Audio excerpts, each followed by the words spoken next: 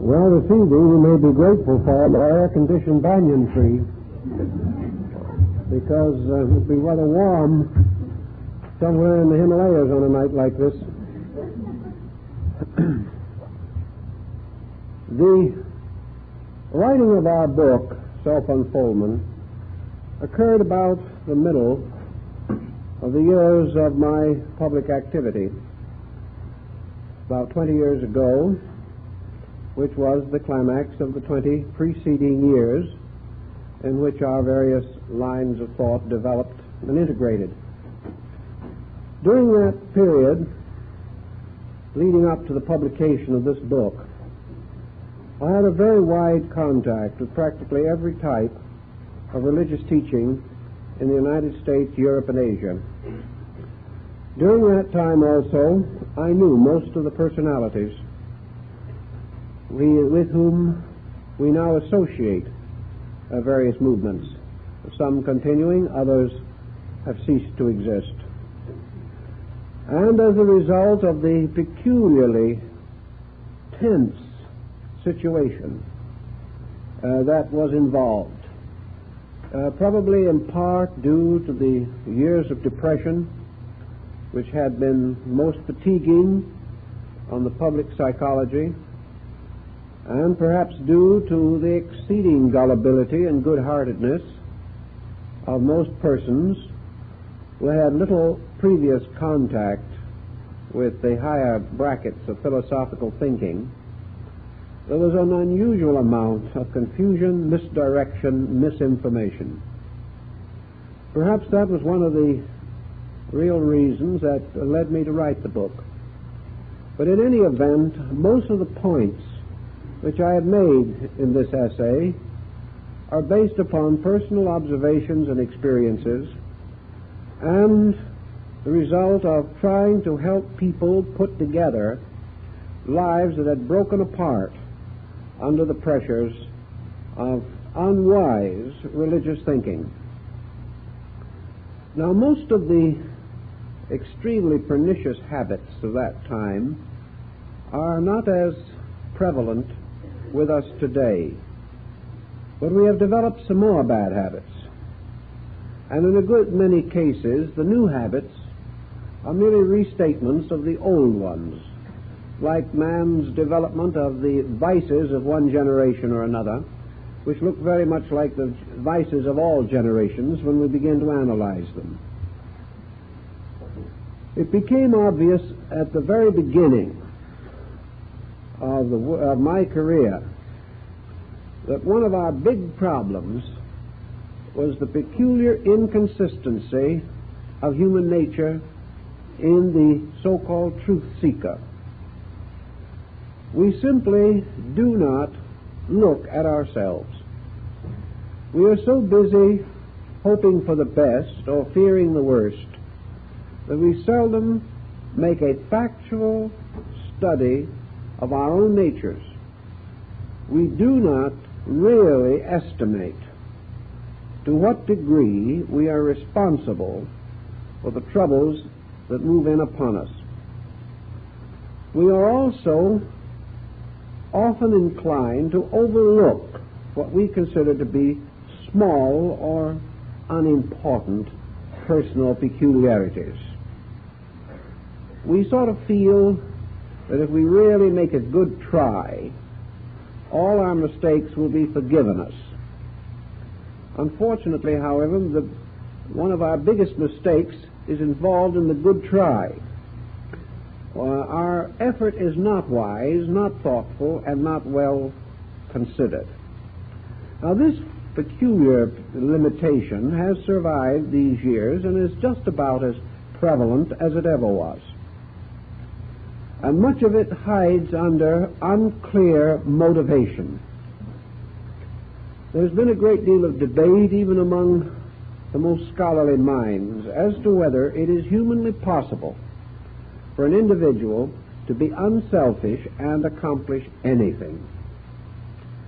Some take it for granted that practically every instinct that we have is in some way based upon self-interest, that the person is incapable of completely separating his consciousness from his own peculiar needs and his own peculiar desires. I don't want to browbeat this point. It is not perhaps the most vital, but I do think that the most obvious, the most commonplace examples of self-interest must be considered as contributing to a great many misfortunes, not only in our religious life, but in our general affairs. Where self-interest is permitted to become too dominant, certainly we get into trouble. Now, as I suggested, this self-interest is often well concealed under some kind of a broad policy. And I've worked a good deal in the last few years with individuals who would have sworn on the Bible that they were unselfish. Yet not at one moment in the entire contact that I had with them were they unselfish for an instant. They just did not know what selfishness meant when applied to their own conduct. Perhaps one way we can get at this is by means of a brief journey into Zen.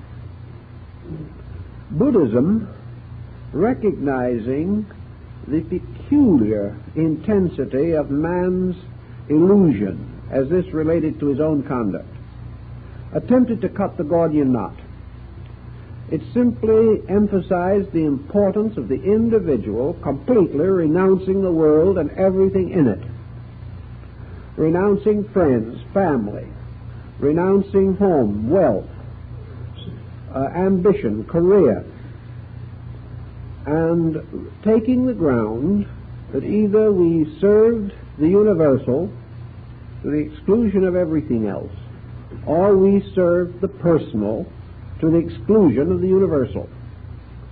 In Ceylon, the monks of the Hinayana school still very largely follow this old idea that the individual, in order to free his consciousness, had to simply give up every involvement by which consciousness could be conditioned. That it was impossible for the individual to escape the tendency to exaggerate, misinterpret, misunderstand, or allow ulterior motives to enter into his conduct, so long as he was in the world. Now, of course, Buddhism went even further than this. It realized that the person could take his worldliness out of the world and nurse it even in the wilderness.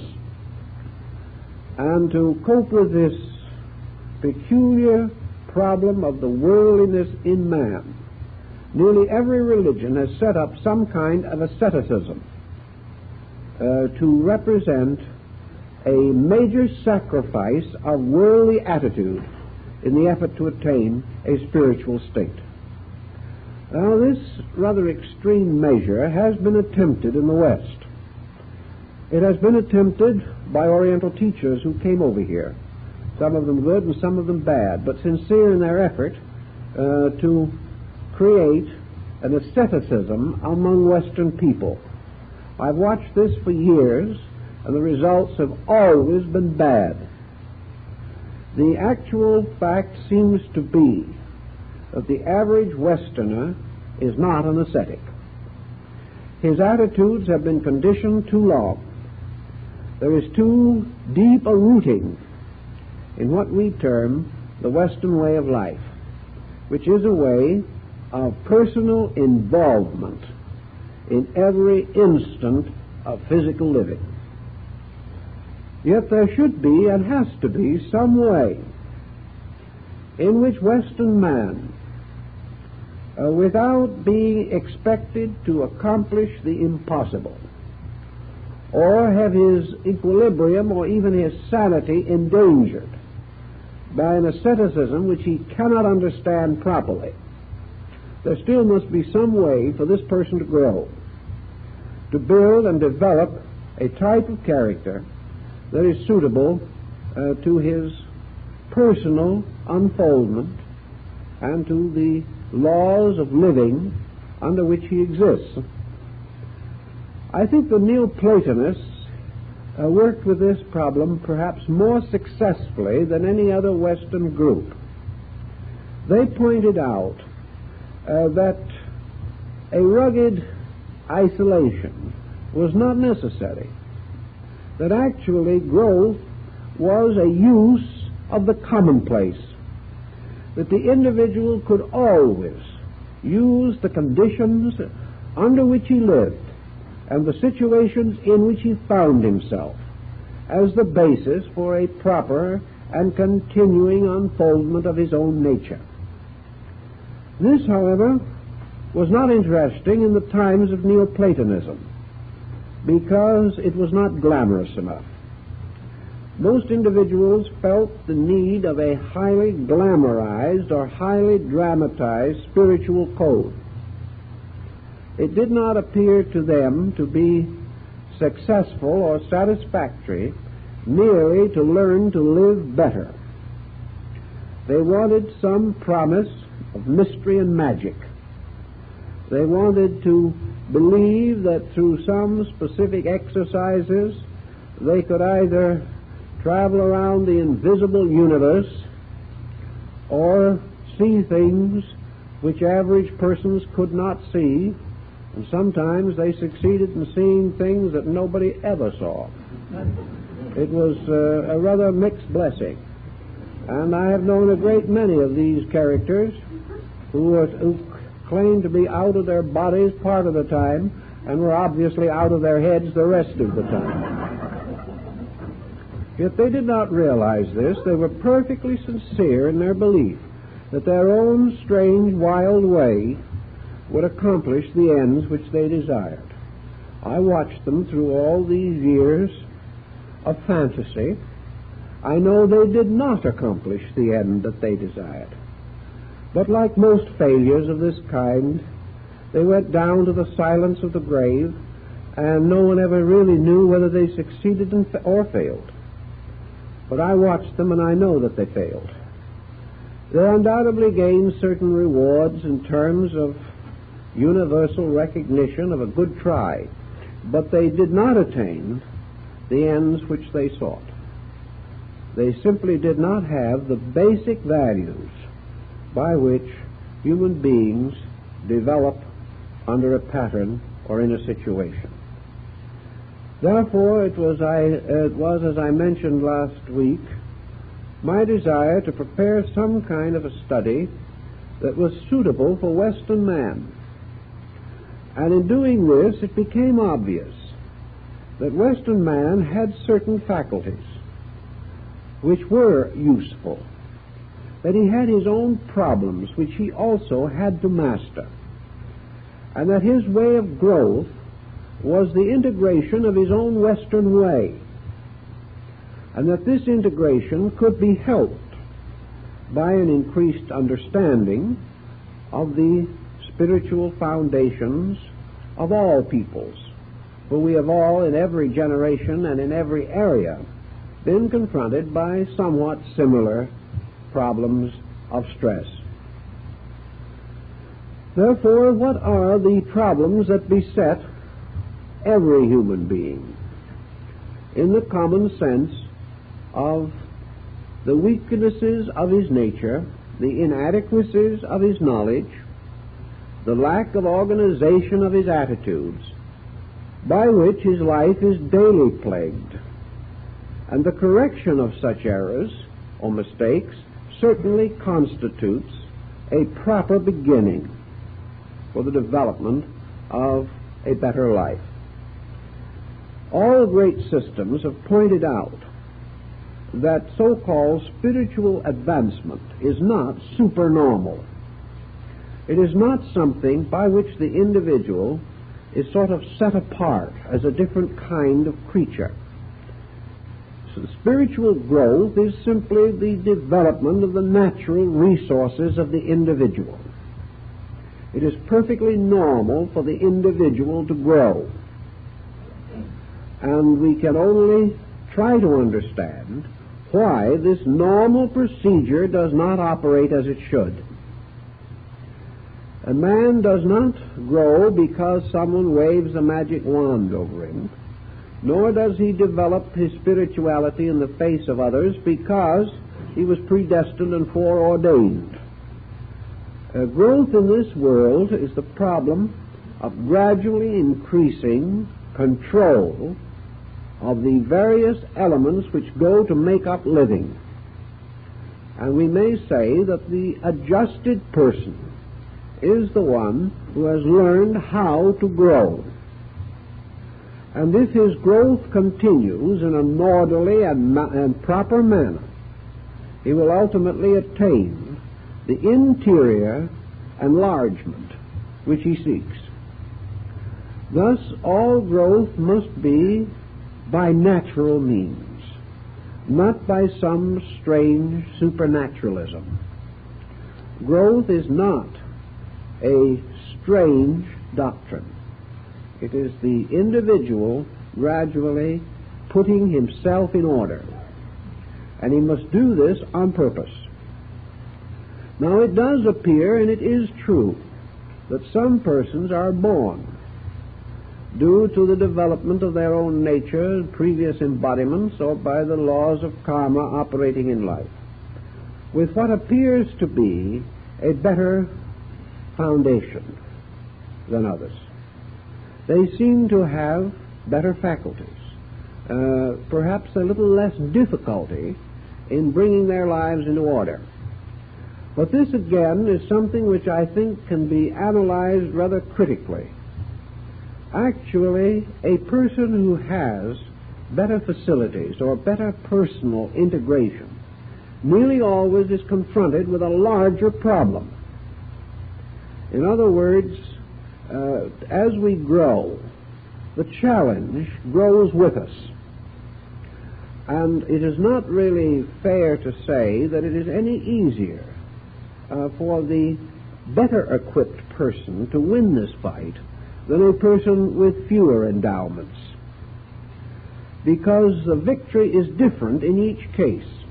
Growth for each person is his own next step, not somebody else's next step. Furthermore, this next step has never been standardized. There is no way of saying, getting up in front of a large group of persons or even a small group and saying, this is the next step for all of you. The next step for each individual is the correction of the most glaring fault of the moment, whatever that may be. And this correction is actually best known to the person himself. And unless he has blocked his mentality with some type of auto-hypnosis, he is able to guess pretty clearly what this next step for himself is most likely to be. But having discovered, perhaps, what the next step is, he may simply rest in bewilderment. We all know some things we should do better. We wonder why we don't.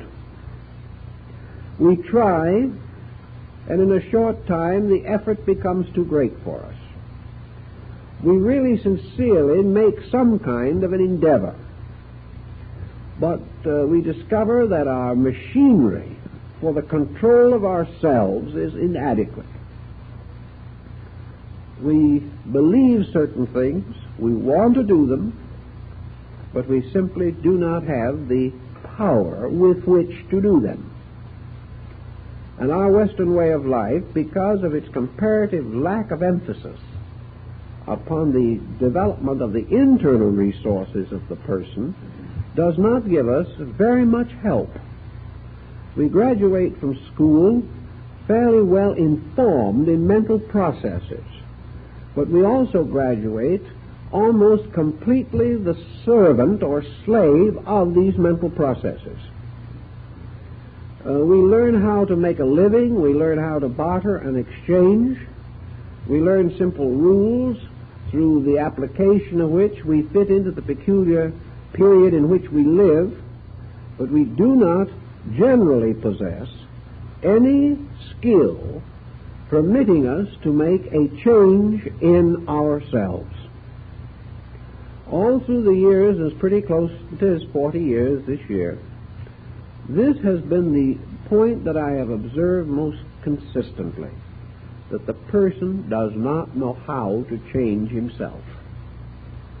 He knows how to discuss the change.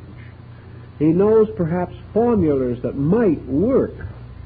He knows what he would like to be instead of what he is.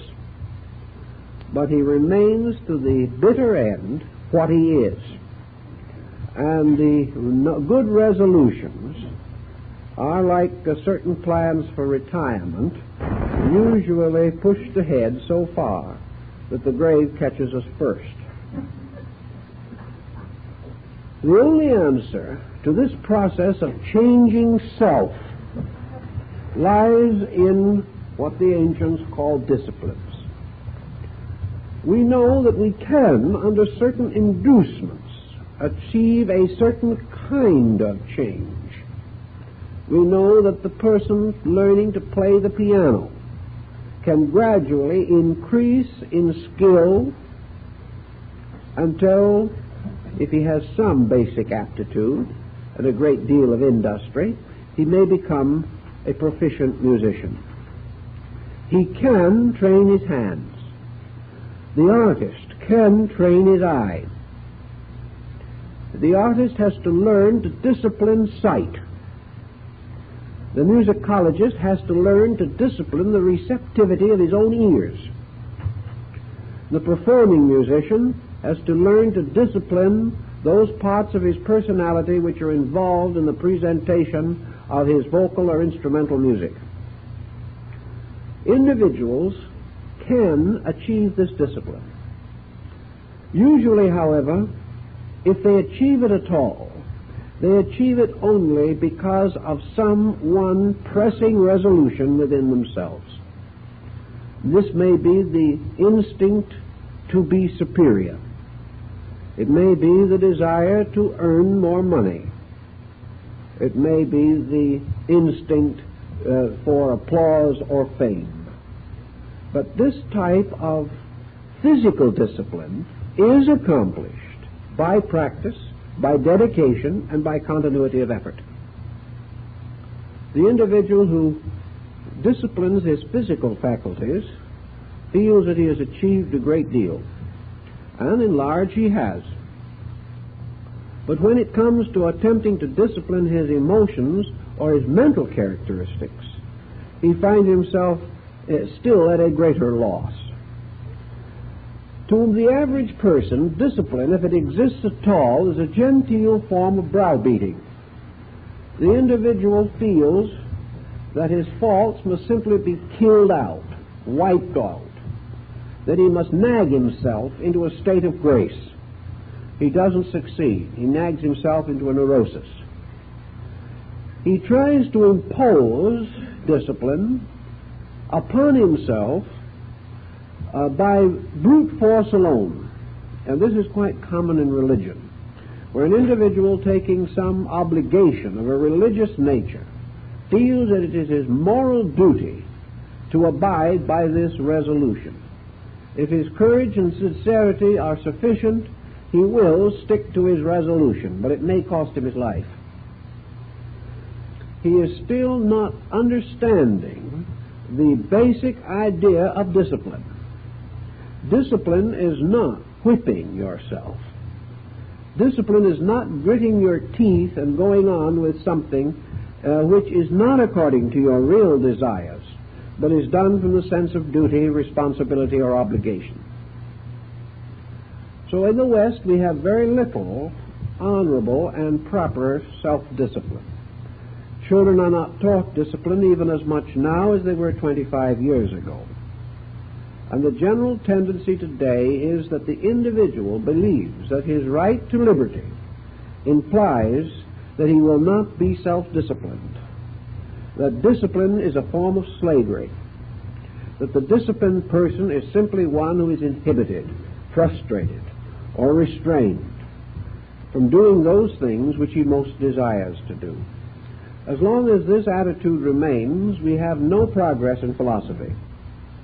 We have no hope or expectation of anything except this peculiar type of legality under which we live, in which we are a little afraid to break the law because of punishment, but have no honorable and sincere respect for the law in itself. Discipline always suggests, therefore, some type of insight. The individual cannot become capable of various advanced disciplines without an adequate background in the principles of religious philosophy. He cannot step from the life of the sinner into the hoped career of the saint simply by conversion. He must have some understanding with which to operate. Censorship of his own action is not only a matter of strength, it is a matter of discretion. The person must wisely administer the various types of discipline which he imposes upon himself. For if it's all enthusiasm, he will certainly get into trouble. And enthusiasm of this nature burns out. And after a period of comparatively unrewarded effort, the individual drops back into his own ways and his old ways because he sees no longer any inducement to be uncomfortable. Discipline thus means that the person must be able to evaluate not only his own conduct, but the conduct of others. He must sense the direction in which his own effort should go, and he must strive very devoutly to keep balance at all times, and never permit himself to indulge in any excess of mental or emotional pressure.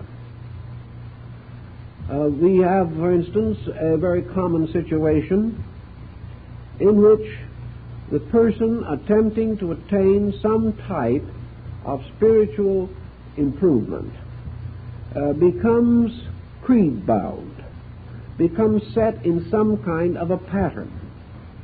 By degrees, the boundaries of this pattern become a slavery that can cause a great deal of harm. Devotion to principles is wonderful, but devotion to things not understood in themselves can lead to trouble.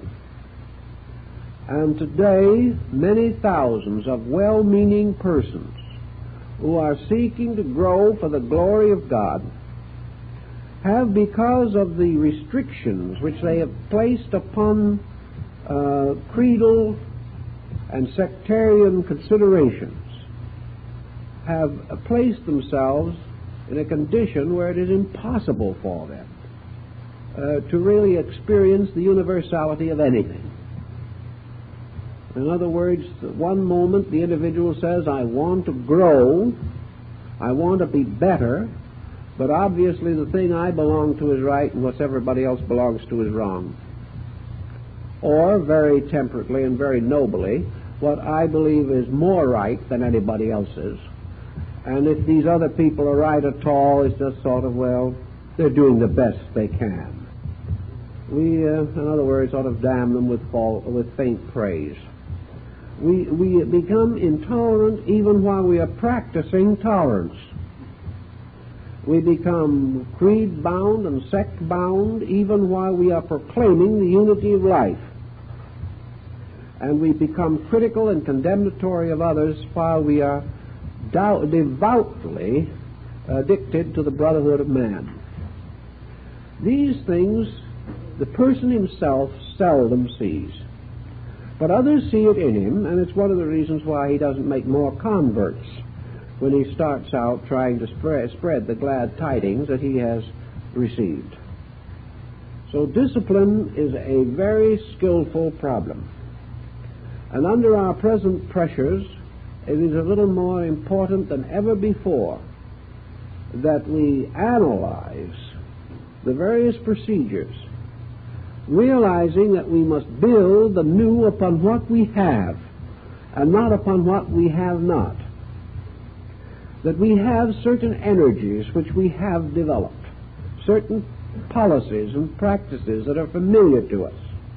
These must contribute the basic material for our improvement. And this is good in itself because it prevents us from making this unfortunate dichotomy in which we declare if one thing is right, everything else has to be wrong. To get out of that emergency, a little Zen is very helpful. So in this book, I've tried to point out these basic issues on the ground that we must begin to grow where we are with the facilities and faculties that we now possess. We must use the instruments which our time and our race has given us. And we must grow in a manner that does not endanger us or cause us to become fanatical, or perhaps more seriously than this, victims of some type of abnormal psychical aberration. The great danger in all these exercises and processes as handed down to us from the past has been the danger of aberration. One of the great French transcendentalists, Eliphas Lévy, said many years ago that the garden of Maya, or illusion, is filled with beautiful flowers, and around the stem of each flower is twined a poisonous serpent. It's a very interesting symbolism. And delusion is the penalty of ulterior motive. Delusion is one of the inevitable byproducts of the individual who is trying to develop the superphysical use of sensory perceptions without having disciplined the ordinary use of them. The moment we move from the comparatively small area of the known into the vast and inconceivable area of the unknown, we fall into the most dangerous of all conditions, and that is the state of mystery. Not one person in 10,000 can live successfully in a mystery. This mystery, this darkness which seems to surround us, becomes a kind of reflector and calls out of our own natures and reflects back upon ourselves every abnormalcy that is within us. Thus, as in ancient times it is said, we peopled the universe with demons, and looking into the sky looked as though into a mirror and frightened ourselves out of our wits by our own grimaces. The small child does this. The hole in the dark, the punishment of the dark closet, can work a great hardship upon a sensitive child today. But man trying to move out of the known into the unknown is stepping into the darkest closet of all. And he cannot make this step safely until he is master of himself. Up to that time, this step into the unknown is a step into chaos. And even further than this, it is not that the individual lands in a darkness which he cannot penetrate. He lands rather in a state of delusion, in which he is constantly obsessed by things which are not so. And it is more tragic to believe that which is not so than to believe very little. So out of all unbalanced, unwisely attempted self-development, all efforts to grow spiritually without building an adequate foundation under growth, all such procedures lead to self-delusion. And this self-delusion is not always unpleasant in its beginnings.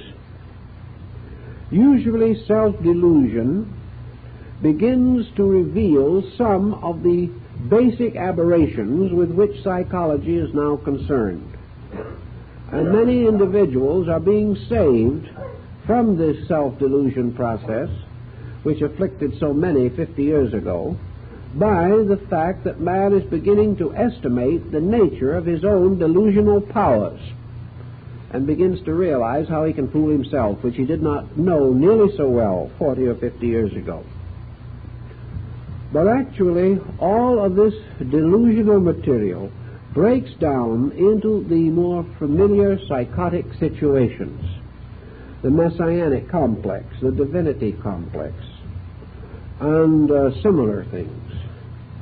And I have gone along watching and studying and working with many, many lives with these people whose lives I have watched, who have gone through these delusional processes, usually beginning with something apparently lovely, beautiful, wonderful, messages that made things so sweet and fine and grand and noble, and then little by little you could see the sickness creeping in. And this sickness ended in terror, in fear, in obsession, in a gradual increasing doubt about everything, a terrible mental and emotional sickness in which each new terror of the individual was reflected back to him again from the surface of this blazing mirror of illusion into which he was gazing. And in the end, what might have been a useful life lost the name of action. This type of delusion, again, you cannot work with. Once an individual has had a vision, regardless of whether it's any good or not, nothing you can say to him is as important to him as the thing he believes he has seen. No matter how you try to work with him or teach him, he will never be able to give the same strength to your remark as he gives to this disembodied voice that he seems to hear. So by degrees, these vicious experiences take over, destroy judgment, destroy everything, and end in tragedy. The only protection against this type of condition is that man normally is preserved by nature from this type of situation. It is only when he breaks through the guards unwisely that he destroys the protection which nature naturally bestows. But once he becomes disoriented, once he loses anchorage with facts, once he is no longer able to estimate a fact from a falsehood, then he floats away into a terrible dereliction, a situation which too often cannot be cured in this life. So to meet all of this type of situation, we have tried to work out a practical program to point up how the person can gradually get himself into a situation of consciousness in which he can make certain basic moves safely. Because the delusion always arises from this internal dishonesty. Now, this dishonesty may not be intentional, it may be ignorance, but it is still wrong. And the small child who drops the match into the keg of gunpowder does not prevent the explosion merely because it's a small child. If we break these rules, we are in trouble. The only way that nature knows to keep us in line is to see that we cannot break law with impunity. So we have to watch these laws and live them to the very best of our ability. Now, in the work of this evening, I've put some markers here and there in the book to bring out some points which I'd like to make some special additional commentaries upon. And part of the material I've already made into a general commentary which I have just given you. In the fourth chapter of the book, under the general heading of placidity, we begin to take up a series of attitudes that are valuable to us.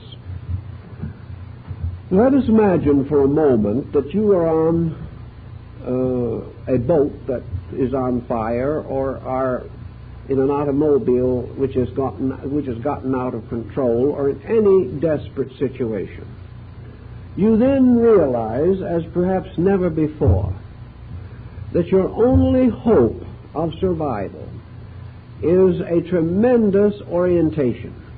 You must keep control of yourself. You have to use every faculty as acutely as possible to extricate yourself from this emergency. If you panic, you are lost. Now, this is the same in connection with the personal growth of the individual. Security and progress depend upon not ever panicking. And the panic may be a pleasant one or an unpleasant one. The individual who becomes over-enthusiastic is guilty of the same situation as the one who becomes over-fearful. Always common sense, rationality, clear-sightedness, insight, these all function best if the individual keeps control of himself. So the beginning of our search into this more abstract sphere, as we begin in Chapter 4, is to emphasize the importance of the development of placidity in the temperament. If you have a certain placidity, if you are able more or less to accept, if you are able to observe and consider and reflect with a degree of separateness, so that it may be said that you can take a separate look at things, this essentially means that you can partake in many forms of knowledge without being obsessed or possessed by them. That you can take part in a discussion without being insulted or trying to insult someone else. That you listen to learn and not to criticize. That you are perfectly able to sit quietly a whole evening and let somebody else do the talking, instead of believing that it is your moral duty to interrupt. Placidity is this power to gently accept a situation without becoming emotionally or mentally involved, and at the same time alert to all the facts involved. This means that whenever a judgment is demanded, that you can come to this judgment without prejudice, without pressure, that you will not speak hastily or thoughtlessly, nor will you try to dash in with a last-minute solution to a very basic and long-range problem. Now, placidity does not mean that you never, under any condition, become excited. But it is true that for practical purposes, excitement or emotional stress and emotional outbursts are escapes that are useful only to the individual who has no better way of using the energy. Certainly, if you have a certain type of temperament and nothing else to do with it, you may get considerable relief from an occasional outburst of hysteria. It psychologically is regarded as a kind of therapy. It lets off steam. But the real purpose of the steam is not to be let off that way. The real purpose of the steam is to drive the engine.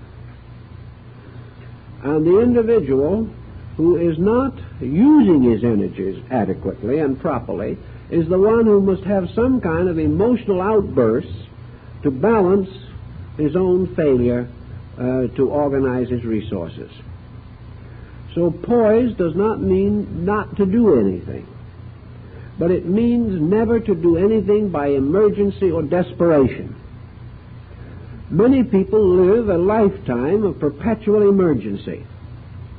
Every issue, every situation that arises has to be met with a full armament of emotional pressure. These people will never get very far in the development of disciplines because they are using too much obvious energy. They are not suited for the subtle application of principles. They just burst through things. They're like floods breaking through dams. They are not channeled energies. Placidity is a tremendous asset because it prevents us from these excesses. But placidity is not something you can simply say, on Monday I will sit quiet and twiddle my thumbs. You can't do this either. Placidity is not something that you can directly say, this I will be.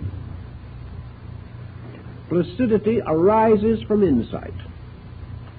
Therefore, practically every degree of physical or mental or emotional control that you can exercise arises from your insight about fact or truth within yourself. Placidity, then, must arise from a disciplined philosophy of life. You must be placid for a reason, and you know exactly why. Your placidity must arise from the fact that you have outgrown hysteria, not that you have outlawed it.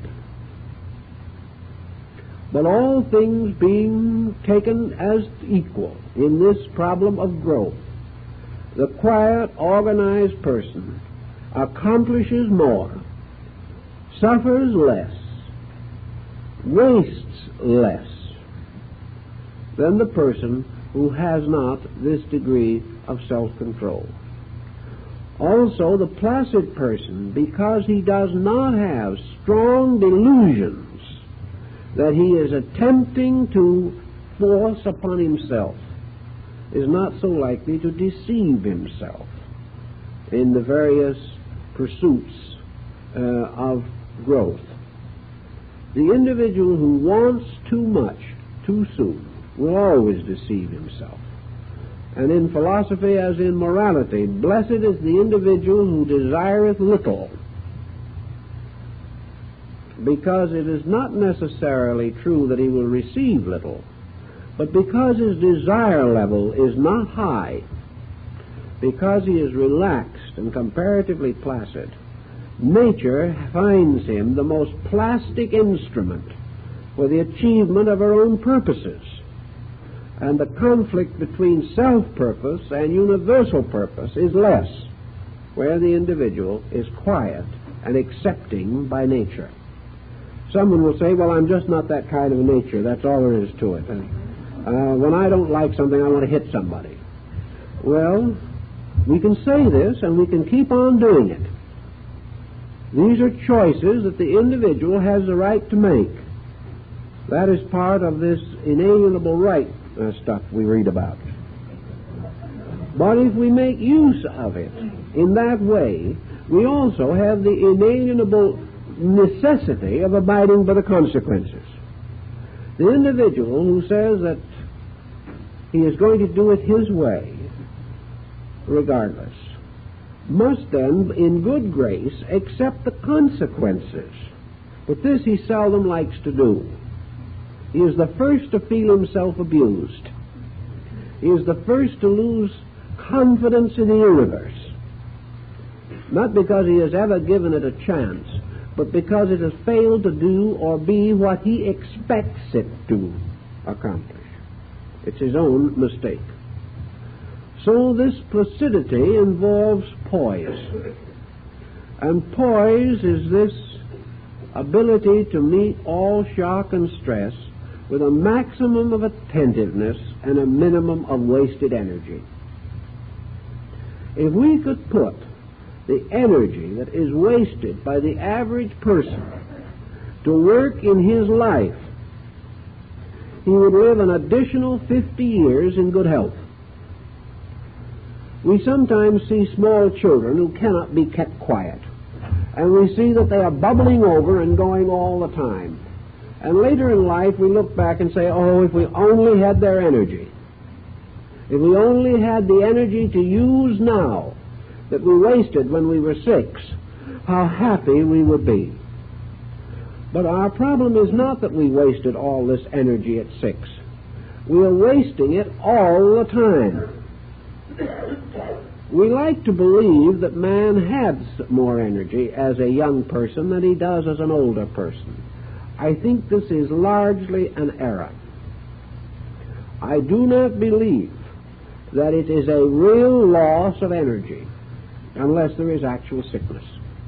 I think the matter of fact is that the older person breaks up his energy resources into too many patterns. He has 100 things to accomplish to the child's one. He has innumerable purposes. He has fears and responsibilities and obligations that the child does not share. Therefore, he is wasting more energy than the child. The child is only running all the time and shouting, which is really the least waste of energy. A good hard sulk, a good half hour's temper fit, will waste more energy in an adult than 24 hours of running, yelling, and screaming will waste in a child. Because the more mental and emotional stress goes with the use of energy, the greater fatigue. So our lack of poise, our lack of order, and our lack of self-discipline simply results in the perpetual exhaustion of our energy resources. The Chinese learned that, and so did the old Koreans. And the legends of these old gentlemen in the Diamond Mountains of Korea who lived quietly to the age of 160, and then, like the wonderful one-horse shave, fall apart of no particular ailment. These persons simply are individuals who have allowed their natures to run their full course, have gotten from the body all that it can give of support. It must ultimately be fatigued. But because of integration within themselves, have probably doubled the life expectancy of the undisciplined person. But the undisciplined person will say, if I had to live like those old gentlemen, I'd rather be dead. That is his answer. If he cannot have these wild moods, if he cannot do as he pleases, then there is no sense in being alive. And on this psychology, he rapidly joins his ancestors in Forest Lawn. But it is quite possible that these old gentlemen are really enjoying life more than he does, depending on what kind of activity makes you happy. If happiness is the result of adjustment with life, kindly relations with others, love of beauty and scholarship, and a gradual increasing sense of intimate association with the great mysteries of life around us, if these things make us happy, the old Korean scholars are a very happy lot. If, however, only congestion, stress, and strain, and the fulfillment of our personal, private ambitions, if these things alone make us happy, then we must pay the penalty, because nature is not interested in our success on an economic level or on an industrial level. Nature is interested in only one thing, our success as human beings. And nature rewards us for that kind of success with the best rewards that she has. And these are health and happiness and contentment and freedom from the stress and strain of fear and doubt and worry. Now, another problem that lies very close to our American way of life is inconsistency. How rare it is to find a person whose words and actions are consistent, whose policies are consistent from day to day. Now, consistency has become a bad word through misuse. By consistency, we do not mean a dogged, continued devotion to our own mistakes, or the kind of consistency that arises out of the philosophy, if it was good enough for Father, it is good enough for me. This is not consistency, this is just narrow-mindedness. But consistency means the flowing of our own life without the jagged breaks which arise from total chemical disunity. A pattern in living, once set up, becomes not only physical but psychological.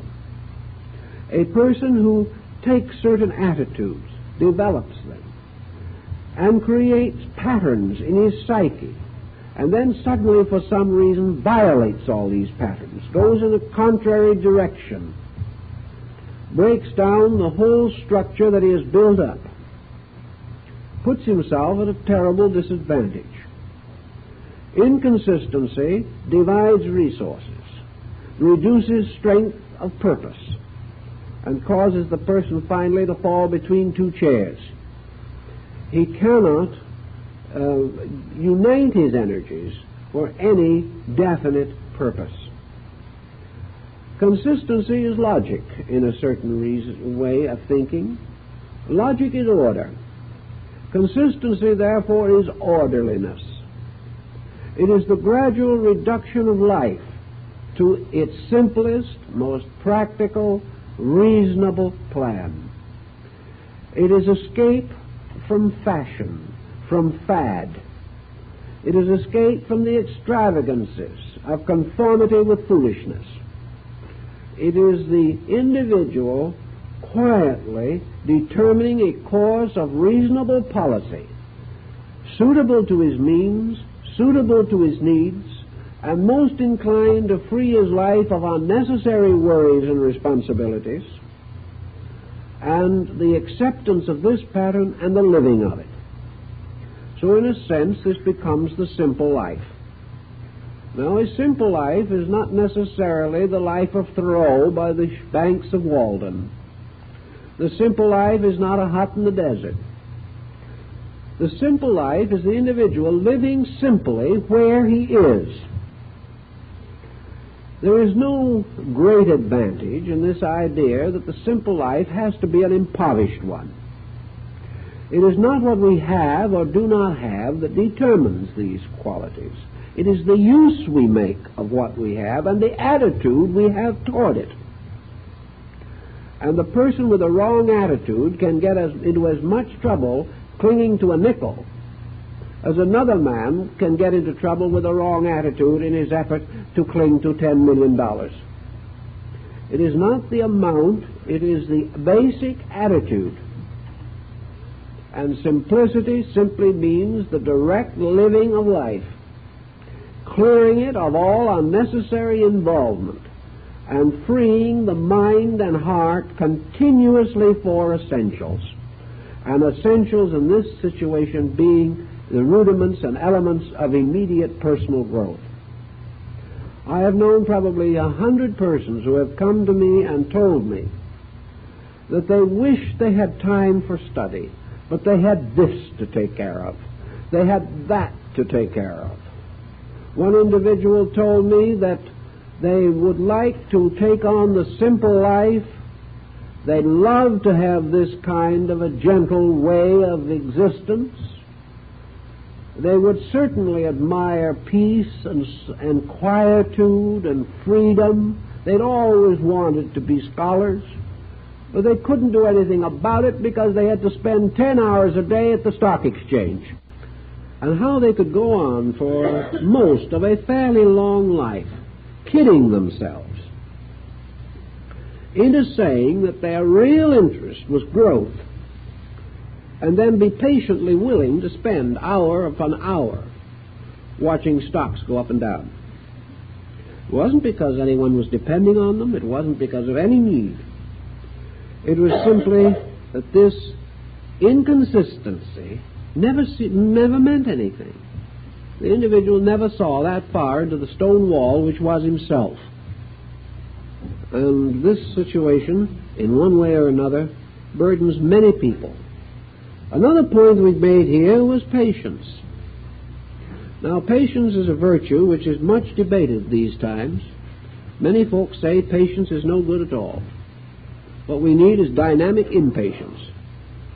But if we must have any impatience at all, I think we should turn it to ourselves and be impatient with ourselves for the stupid things we do. But broadly speaking, patience again is a letdown. It's this quietening down of the nature. The patient person is free from this tremendous impulse to force things. And this effort to force things is especially bad in religion. And the impatient people who are trying to force cosmic consciousness on themselves are not as few as we wish they were. The impatience to be like God, or the impatience to be with God, although I have not observed too many people impatient to get there by way of death. They're always talking about death being the return to God, but no one seems to be in an awful hurry to get there. But cosmic consciousness, yes. All these great things. Individuals, I've known hundreds of them, that joined a movement or an organization, were there for 8 weeks, did not become illumined, then immediately moved out and joined another one. We've got to get there in a big hurry. Of course, they never got anywhere. An impatience in everything in life breaks all probabilities of progress. So you see a whole series of related attitudes: poise, peacefulness of internal life, patience.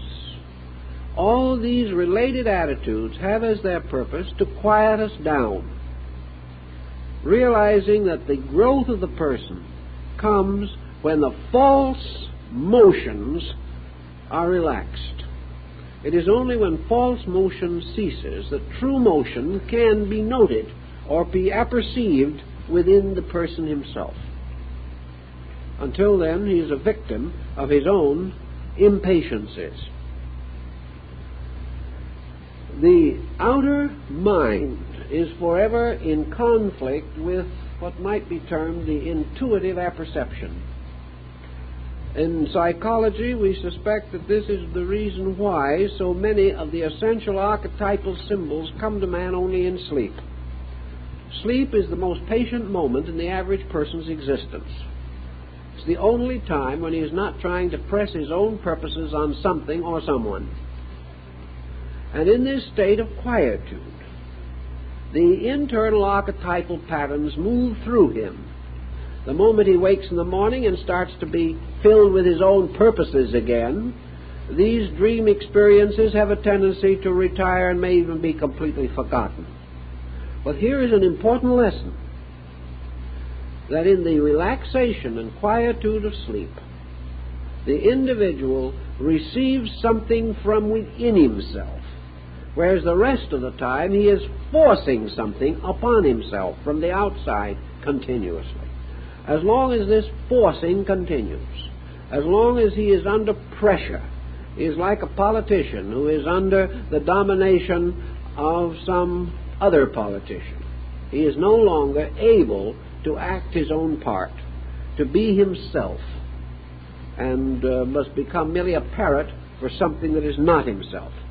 So all these things point to the beginnings of an orderly approach to life.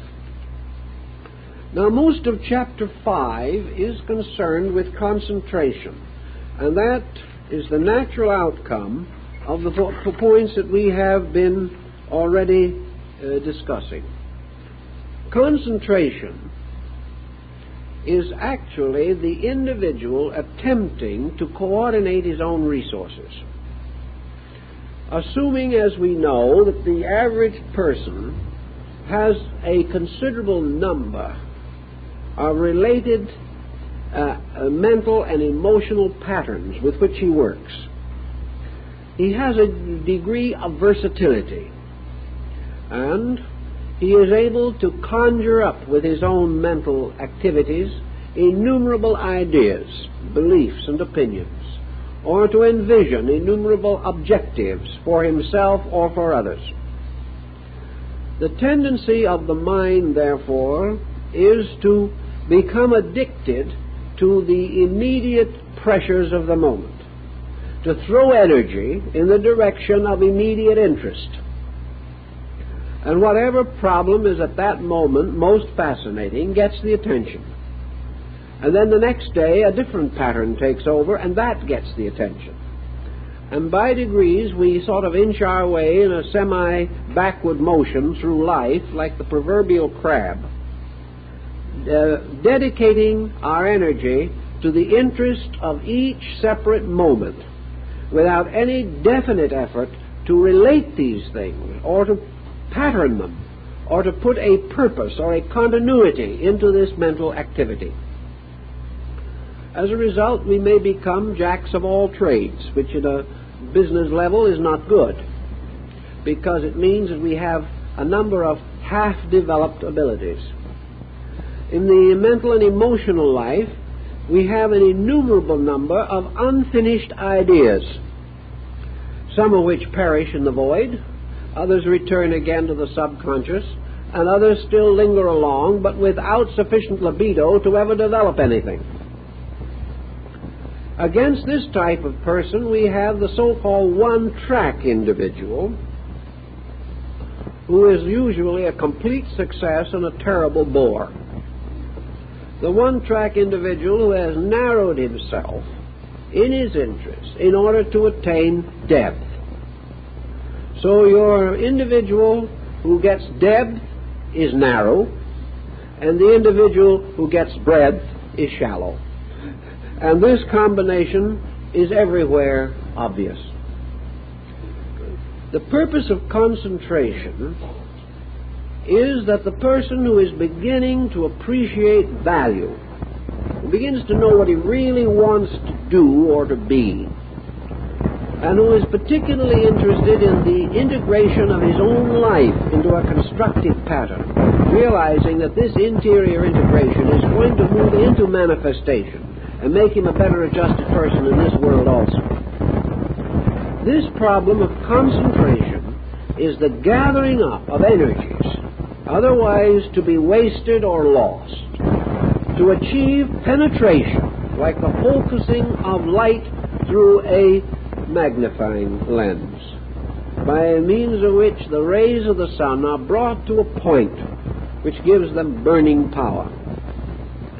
This concentration of faculties and powers means that in some direction we begin to make essential progress. We know that this concentration is necessary to general achievement, but we do not realize that it is necessary to the particular integration of ourselves. The person who cannot concentrate at will is denied the strength of his own resources to the achievement of the ends which he desires. Most individuals who do try to concentrate achieve it through a sort of automatic addiction. A man like Edison could probably hardly ever get his mind off of his inventions and his formulas. He had become completely identified with a project that took all of his energy and all of his time. He concentrated automatically. But to the other and to the average person, concentration is something that has to be developed. We have to gradually gain control of ourselves. For he who controlleth himself is greater than he who taketh a city. And this old statement is just as true today as it ever was. So the Indians and the Chinese and all these ancient peoples had their philosophic symbolism about the concentrational processes. And in the Self-Unfoldment book, we take up several of these procedures, always remembering that physical symbolism must in every instance be interpreted into its, might say, universal meaning.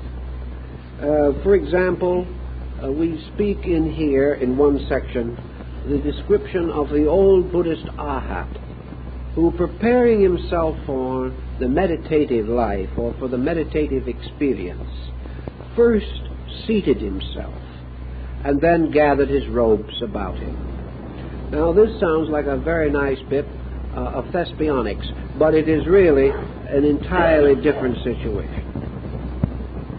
When the Eastern monk or the Eastern philosopher or the Zen mystic is told to seat himself in the law, it does not mean that he's going to bring up a chair or find a rock and squat on it.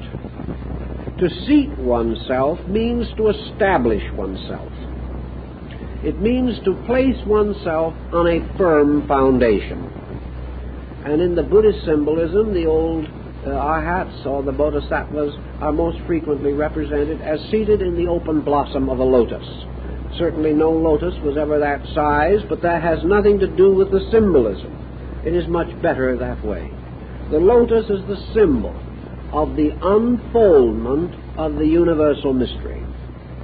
Therefore, to seat oneself in the lotus is simply to establish oneself in nature, to remove all conflicts or all inconsistencies which make the earth beneath us an uncertain ground.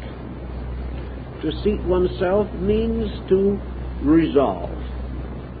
We are told that in the illumination of Buddha in the deer park at Sarnath, now at the Bodhi tree at Bodh Gaya, later he spoke at Sarnath, but the original revelation was at Bodh Gaya.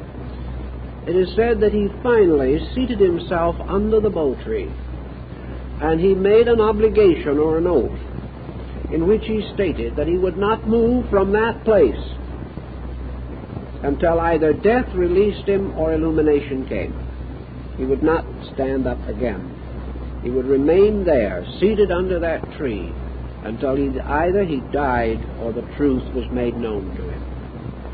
Now, the Bodhi tree, of course, is largely a symbolic device also, although that perhaps was some lordly banyan there at that time.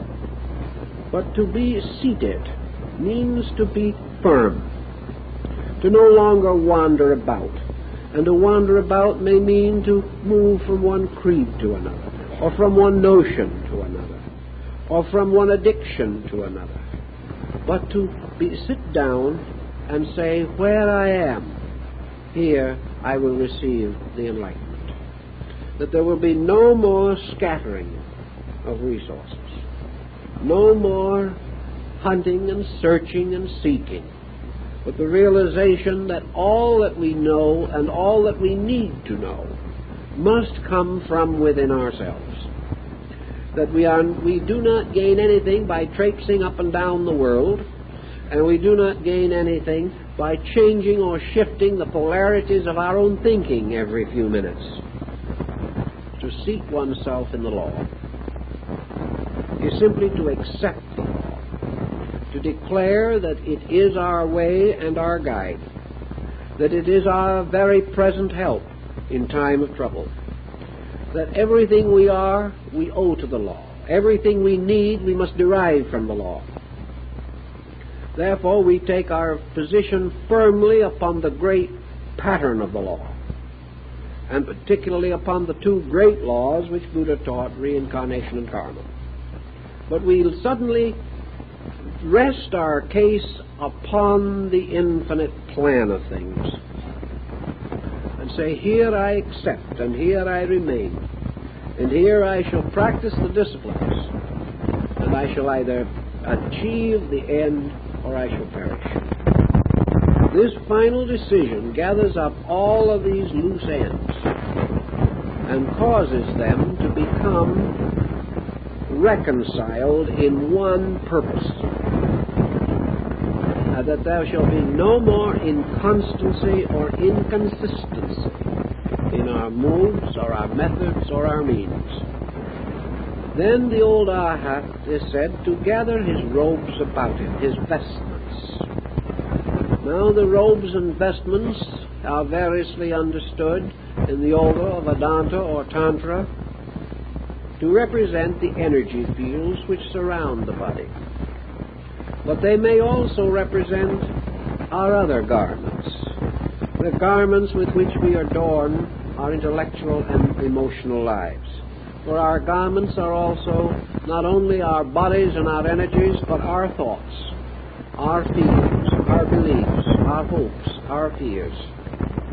For all these, to a measure, clothe us with the vestments with which we appear before the world, as we present the mask of the persona to those before us. So our temperament, our disposition, ropes of inner life. So we gather our garments around us, can very well and did mean in Tibet and those countries, the reduction of waste of energy, the gradual drawing together of all of our abilities, all our energies, all our hopes, sitting quietly, established in the law, and conserving every resource and power which we possess. And then in very definite quietude to consider what we might term the concentrational procedure. Now, what is the actual virtue of concentration? This has been a question that has a great deal of merit in it for consideration. Concentration is essentially the control of action and even of conscious thought by a policy, pattern, or conviction of the will. Concentration, theoretically, can be achieved by anyone who has the tremendous degree of self-control necessary to accomplish it. If, however, we so interpret it, then concentration may or may not have any spiritual significance. Because concentration, which is merely an exercise of will, is not the end by which the Zen monk, for example, hopes to attain to the Parinirvana. Concentration is itself a symbol, but it is a symbolic process rather than a symbolic attitude. It is a gradual means by which the person demonstrates or proves, if he practices it correctly, the proper method of imposing principle over personal conduct. Concentration, then, is one way of telling ourselves and proving to ourselves that we are no longer the slave of our own appetites and instincts, that we have suddenly realized the true relationship of consciousness and body, that body is the faithful servant of consciousness, and as this faithful servant is one of the most valuable and important of all instruments. But if this relationship is destroyed, or if there is a serious mistake in our procedure, and body becomes master, then man's consciousness is ruled by a beast. The body becomes not the good ruler, but the tyrant, the dictator, the despot, the autocrat, controlling our soul by the autocracy of appetites. The body will not even be able to preserve itself in this way, because it lacks the unit of consciousness by means of which man is able to direct body, but body is not able to protect itself. Therefore, when the body rules the person in it, we then have the individual ruled by the worst part of himself. Not because the body is essentially bad. This is not the case. But the body is essentially merely a self-preserving organism, perfectly contented to preserve itself at the expense of the energy which sustains it. It is irrational in that respect.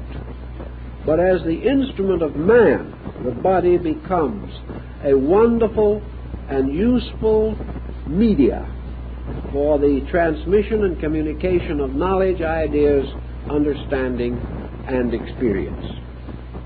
So our problem in concentration is to demonstrate, more than anything else, the fact that we can concentrate.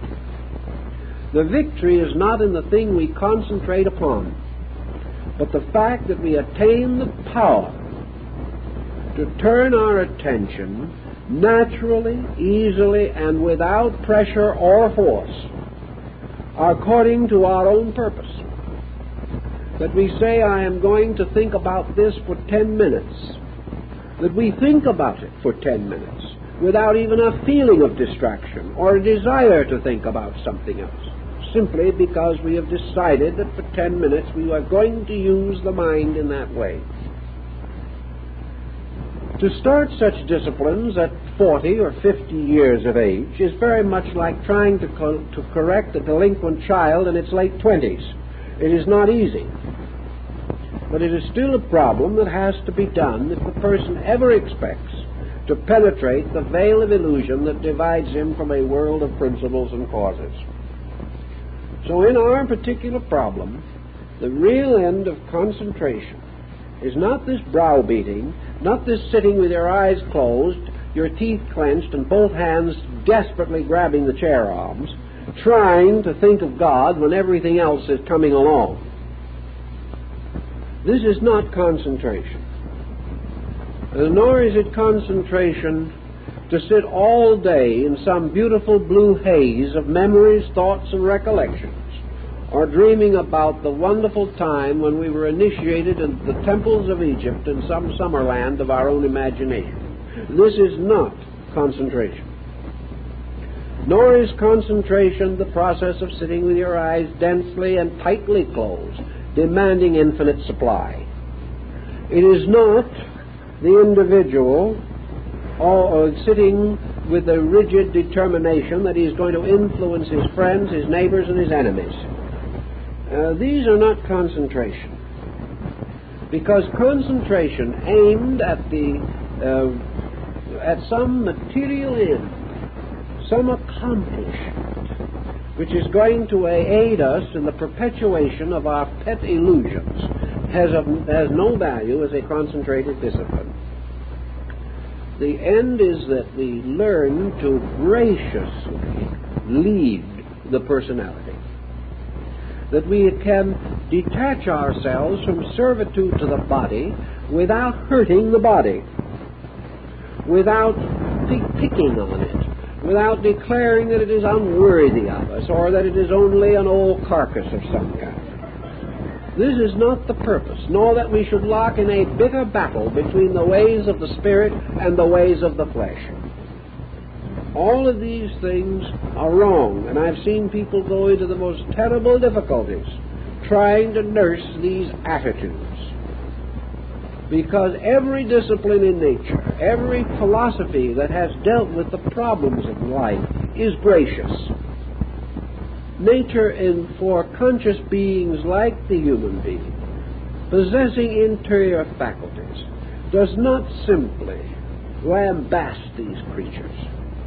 It works with them and through them, ever persuasively.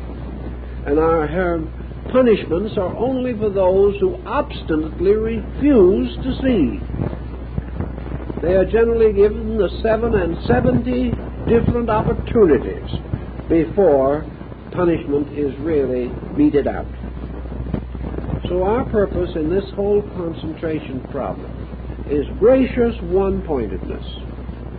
Not that we tyrannize, but that we simply realize that we have a right to use these faculties and to determine how they are to be used. And that through our general studies and disciplines and thoughtfulness, through our philosophy and our religion, and through the counsel of the great teachers from whom our essential knowledge is derived, that we know approximately how these faculties should be used. And we are going to try to bring ours into line with this picture, so that when we say to the mind, think, it will think. And when we say to the mind, rest, it will rest. And when we say to ourselves, this is no cause of worry, we will not keep on worrying. Also, that the instinct to worry or to fear will gradually cease because of basic thoughtfulness and understanding. But by concentration, as an exercise, we do achieve gradually this sense of orientation, this sense of leadership in the compound of our own bodies.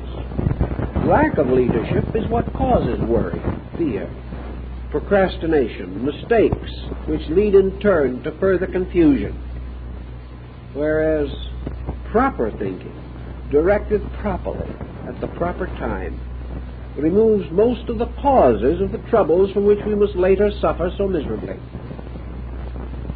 So our concentration has as its primary purpose merely to get hold of the reins of these faculties so that we can lead them and direct them for their good as well as ours, but most of all for the good of nature and the great job and the great work that needs to be done. Now, how are we going to particularly practice this concentration? I've told you before many times, I think, of the delightful incident that was told to me by someone who had started a few concentration exercises. They said, I've just never been able to understand it. The moment I keep quiet for a minute and get just nicely started in my concentration, I itch somewhere. Well, this is just about the way it happens. The moment the individual attempts to control himself in anything, he either itches or hurts. There seems to be nothing that you can do to escape this procedure. And you'd be surprised at the successful people who have wonderful reputations for accomplishment, who are utterly bewildered at the thought of actually holding the mind under their control for 1 minute. It's just not even possible. Well, with the mind so completely out of control, how can we expect our lives to be in any better condition? If we are the complete victims of whatever mood passes through our mental emotional complex, how can we ever have world peace or individual peace? Plato, the great teachers, the great religious leaders have all pointed out the need of the individual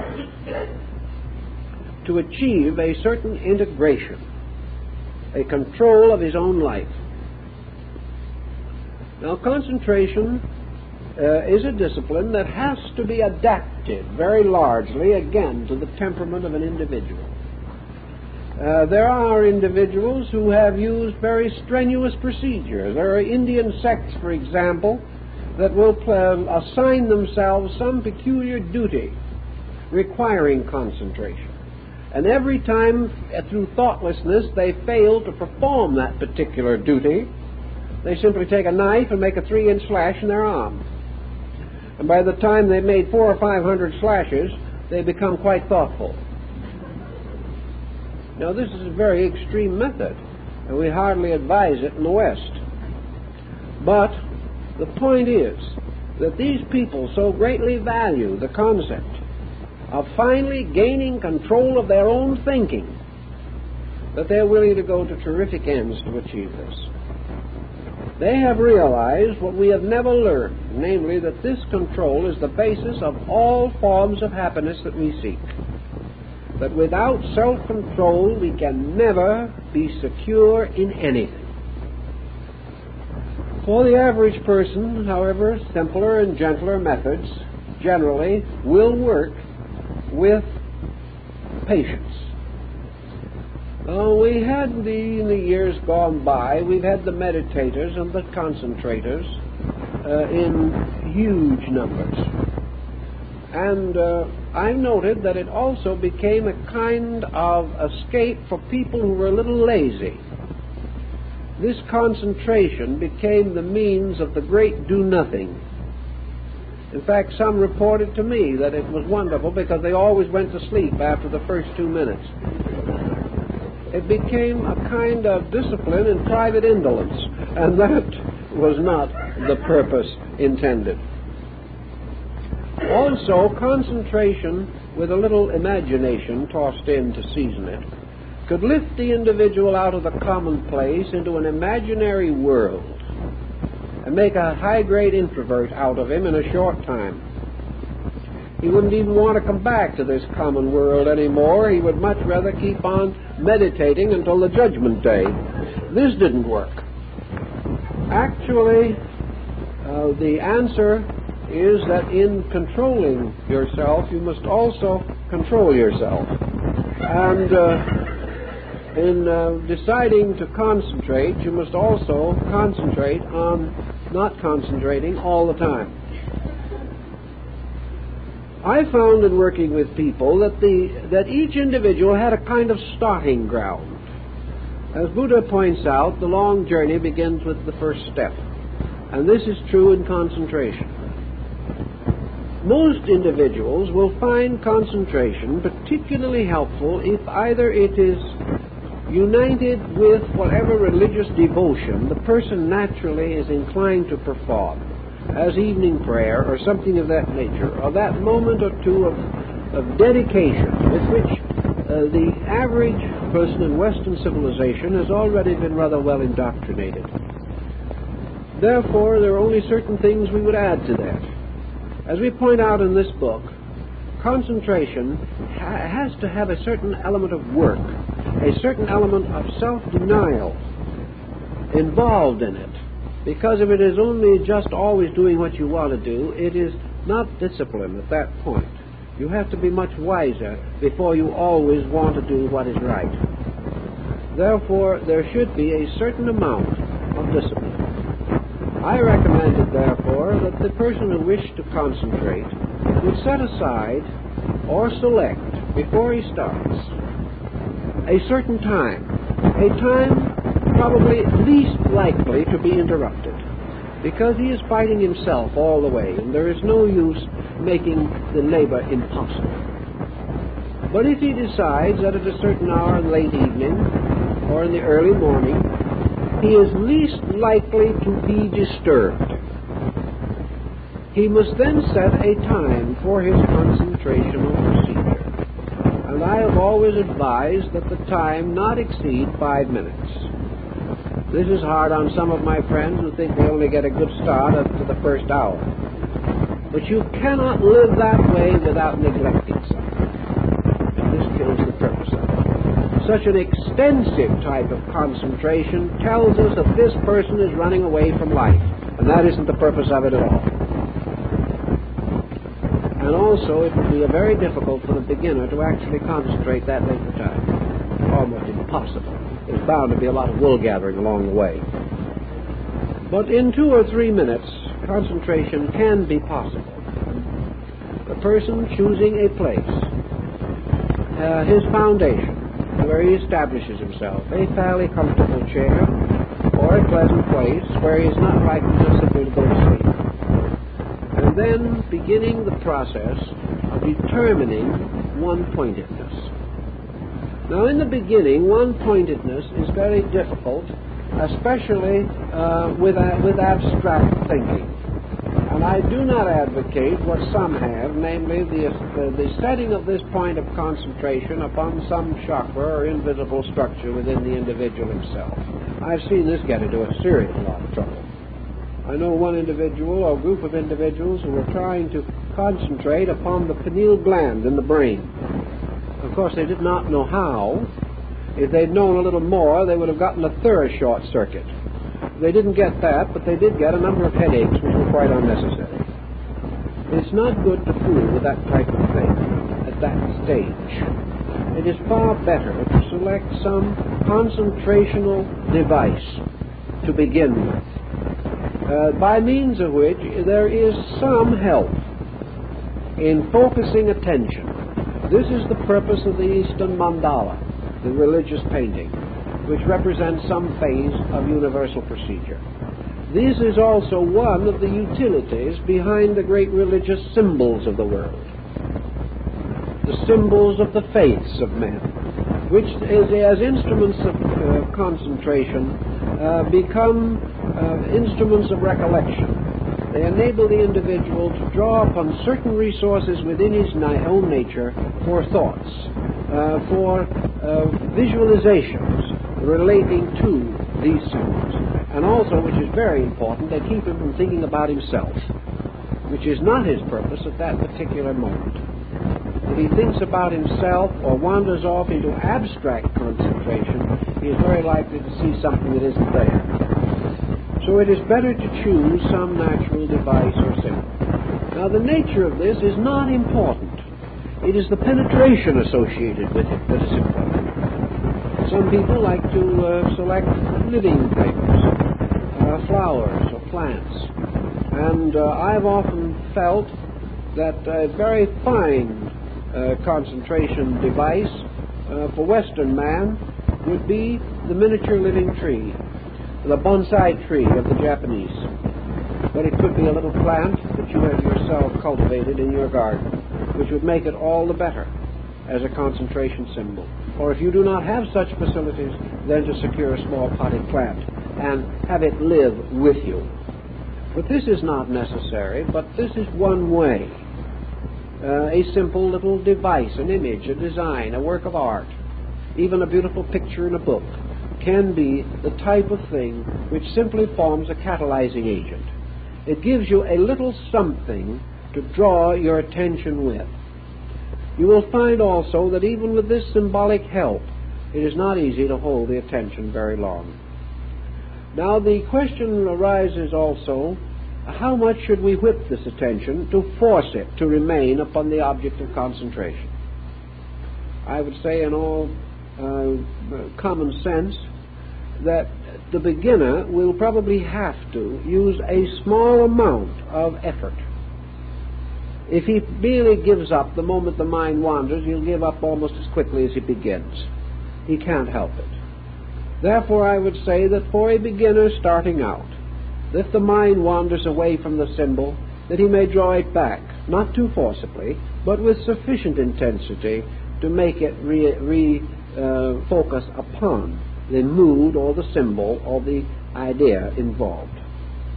However, if the symbol or if the mind drifts away from the symbol 3 times in the course of a few minutes, I would say that after the 3rd time it is not effective to try and draw it back. Then the person should simply pass over that and go on, and the next day try again. The purpose of the device of concentration is the regularity, which can become inconvenient.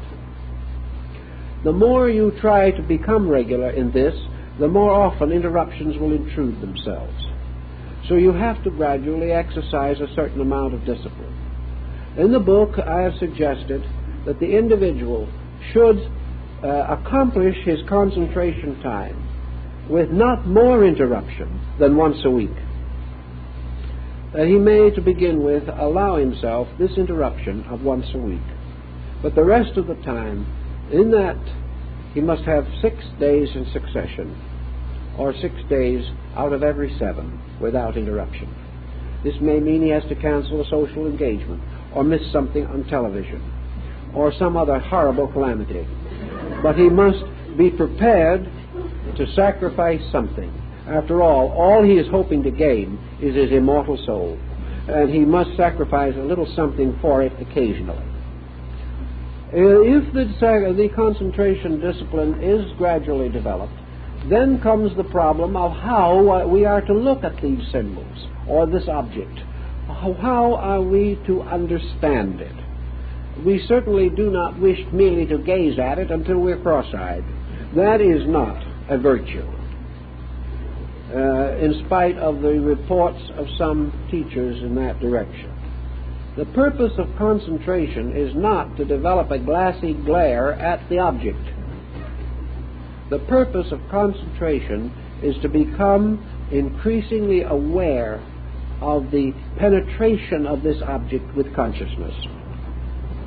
If, for example, we have chosen a living thing, a tree or a flower or a little plant or something of that nature, the purpose of our concentration is to achieve a rapport with it, to become aware of it as a consciousness, to attempt to understand it and the processes of life which are involved in it, to understand its livingness, to understand, as in the case of the plant, its growth, the unfoldment of life through it, and to gradually visualize within ourselves this growing thing as a symbol of the growth of all things. The mandala is always the symbol of a universal, until gradually we come through this concentration to the simple, dynamic inner experience of the truth of growth itself. Another symbol might give us the dynamic of the truth of beauty, or the truth of order, or the truth of mathematical progression. Whatever the subject may be, the purpose is that the symbol shall unfold itself into a manifestation of universal law. That out of this concentration we shall become aware more intimately and more directly of the great sources of instruction, of knowledge, of life, and of reality around us in nature. Finally, all of the mandalas, Tibetan, Chinese, Hindu, even European, where we occasionally find them, are representations of the universe. They are symbols of the infinite processes of existence, and our purpose of using them is to become aware of this livingness that the symbol portrays. The final end of the concentration is therefore a kind of prolonged, gently sustained attentiveness, in which gradually we make ourselves capable of receiving a connected report about life. That this report is not broken up by our loss of attention. For the inflow of universal wisdom is never slowed or broken by anything except man's inability to receive it. Therefore, it is the breaking of the instrument of reception that cuts us off from the cosmic consciousness of things constantly. And the fragmentary nature of this instrument prevents us from tuning in at all without a certain amount of discipline. So discipline enables us to tune in. It enables us to turn our attention at will or according to need and to become receptively expectant of the inflow of the truth of matters, as this truth is available to us at all times. Lao Tzu, the Chinese mystic, knew this. Sitting as a boy on the side of a mountain without a book, he found that all learning was available to him if he could receive. And that this reception meant the complete integration of his faculties. Not that they became wise in themselves or learned in themselves, or that his mind became skillful in all matters and in all answers. The mind was simply the understander, the acceptor, that by means of which the incomprehensible truths of life were made comprehensible. The real use of the mind is not that it shall express man's desires, but that it shall reveal to man the divine desires, the things as they are. Consequently, the mind is not really so much the servant of man as it is the servant of the infinite in man, becoming the instrument for the communication of the universal to the personal. Concentration is the setting up of the bridge. This concentrated process is a kind of anticharanus. It is the bridge which unites the truth which we inwardly associate with the symbol and our own gradually unfolding receptivity to ideas. Thus I feel that the concentration discipline has as its primary purpose merely to place man in rapport with the thing as it is. If he is making an engine or a machine, or if he's driving a car, concentration of one kind makes him alert and careful and thoughtful in the driving of the car. Another kind of concentration, however, may make it possible for him to discover the law in the car. That every principle of the combustion engine is a symbol of a universal truth, and that this combustion engine is therefore also a mandala, which through contemplation and through simple concentrated focusing of energy may unfold to man certain of the greatest mysteries about his own nature and his own composition. Thus it is this process in concentration that the individual, through gathering his faculties, is able to experience universal truth in the most commonplace things, penetrating all appearances and forms of things. seeing always substance and essence when he so desires. He does not do this at every moment and make himself a bore to everybody. But he does have the capacity at will to say, what does this mean? And discover what it means. So he gains two ends. He gains the great and beautiful end of being able to say that he is free, because the individual is never free while he is the servant of his own opinions. He is free when he can think when he pleases, as he pleases. And he is doubly free when he pleases to think that which is so. He gains a definite further important contribution because through this exercise he forms a bridge so that he is constantly able at will to become aware of importances. Now, I know several instances of this kind of importances. Years ago, I knew a little Zen monk who at one time was very, very anxious, for no reason that I've ever been able to discover, to see an American baseball game. Now, there was nothing much less Zen-like in appearance than the baseball game. But I finally took this little man and took him to a ball game, and we couldn't have picked a worse one. It was one of those games which practically causes the trained spectator to pick up the seats and throw them. After it was all over, I didn't know just how my little Zen friend was going to take on this. He was radiant. He said that game was the most beautiful example of Zen he had ever seen. To him, everything meant something. Of course, it meant nothing in terms of baseball.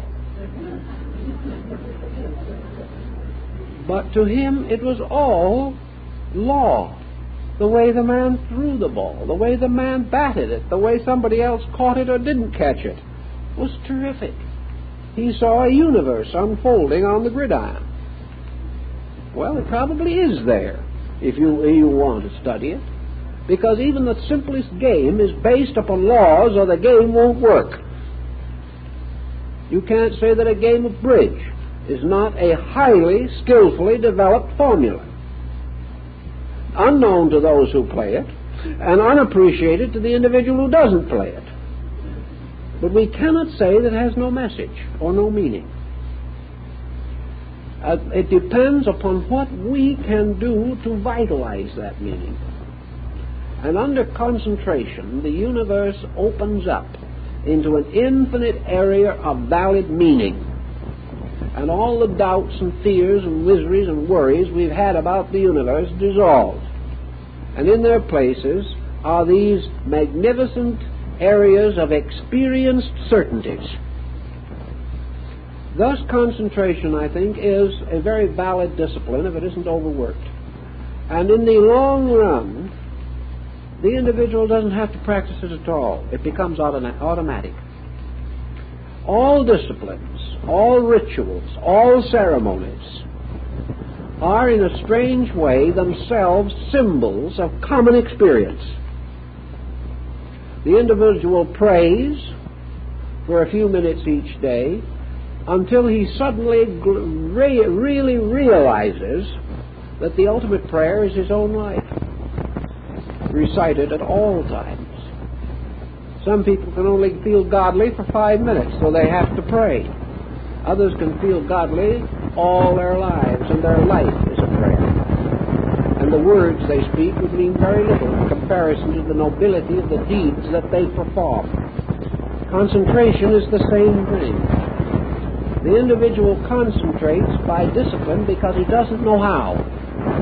Once he has learned how, it becomes an automatic process to be aware and to use faculties for awareness rather than for criticism and condemnation.